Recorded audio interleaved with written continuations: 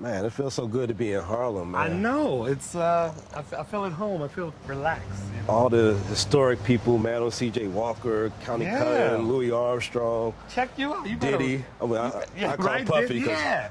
We the know streets him as call him Puffy. But I'm I'm gonna call call him Puffy. If Mama name you Clay, I'm gonna call you Clay. But man, right? you did a new movie. Why don't we just sit down and talk about it for a second, do it. man? Let's Let's do do it. All right.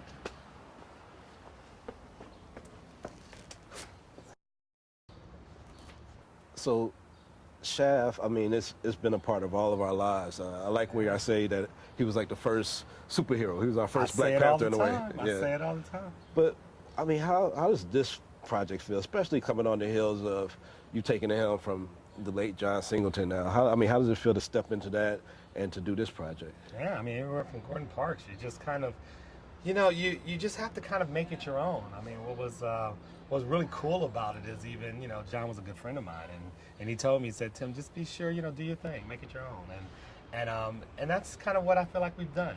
We've been able to respect where it's come from, what has gone on to mean to so many generations, but we've also been able to infuse it with what's happening today and give it some humor. Now, Shaft came from the Blaxploitation era, and I'm not sure if this generation really understands what Blaxploitation is. Can you, as a director, just kind of like give them a little side notes on what that and does this still count as Blaxploitation?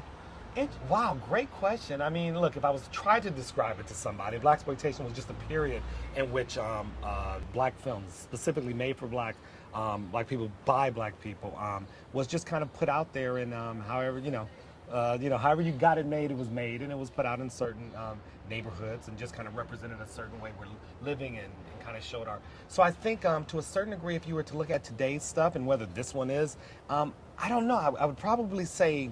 I'd probably say no, but I can't look at the fact that this is where this franchise comes from. It almost started the Blaxploitation movement. Yeah. If many would argue that it did, and so I kind of look at it in this. We're just kind of representing a new look, and but it's a great question. I don't even know if I can call it that. Yeah. It doesn't feel like that, but I can't sit here and act like maybe it's not somewhat a representation of it. I know everybody wants to talk about Jesse and Sam and Richard, but I mean Regina Hall being in this. Oh, she's the best, right? Yeah. I mean, you guys have been rocking for. What do you see in her that's made her such this great actress? It's funny.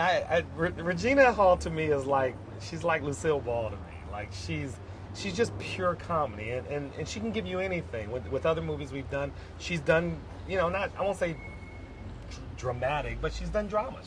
She's kept the character just straight. Yeah. She's just so real and down to earth, and there's not many people I think can keep up with a Sam Jackson or a Kevin Hart, and go curse word for curse word and just go for there's a ping pong match that happens with her, and I put her on every movie I ever make in my life if I could. And last question: would there be another Harlem Renaissance? And is this wow? You know what? I think there would be. I'm not sure if it would be. I think it would probably be beyond Harlem.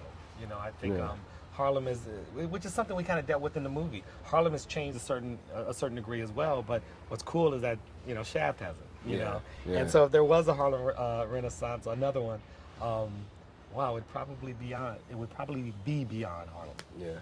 Well, good at always talking to you, Tim. Always watching your work. And thank you, man. Keep doing your thing. We'll keep on watching. I would try, sir. All right, bro. Okay.